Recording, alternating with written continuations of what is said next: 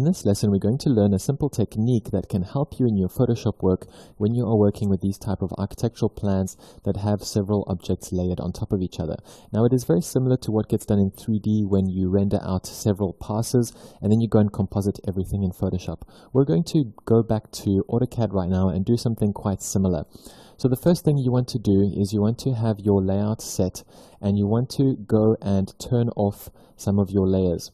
So the ones that are mostly interrupting the plan are the landscape layers, the section lines, as well as the grid lines. So I'm going to turn off all of that, and if your layering has been done correctly, you can also turn off your dimensions, and if your layering is all correct, then you will be able to basically remove those layers, leaving only the architectural parts behind. I can see that these objects are on the wrong layer, so I'm very quickly going to relayer them so that I can get this workflow done. It's much better to go into your model space when doing these type of changes because you don't want to accidentally move this layout by going into it and zooming around, because you'll never be able to get things to line up at the end, and you'll see why very, very shortly. So I'm going to go just and reselect this, relayer it to the dimensions. It's going to disappear out of my viewport, and I'm going to do the same thing here. So that's going to now be a dimension, and I'm just going to make sure that nothing else is in the way.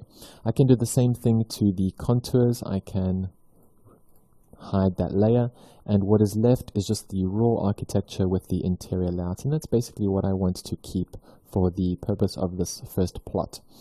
So then you can go and print this out. The preview looks like so, and I will print this out separately and provide these files for you in the referenced file folder.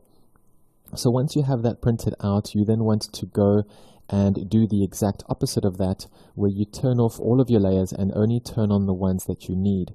So let's go and do this in the layer manager.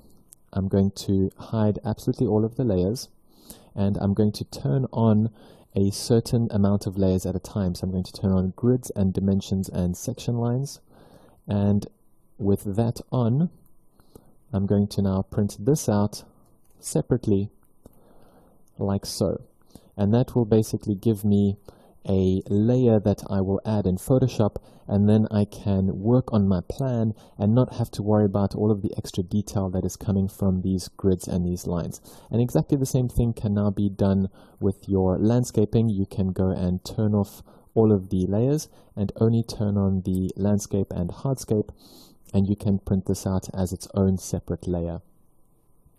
So that will allow you to then really radically simplify your work, and you will see once we jump into the next lesson, we will start the Photoshop process. I will then be showing you those 3 separate layers in the Photoshop file, and that's going to be the starting point for our Photoshopping section of this course.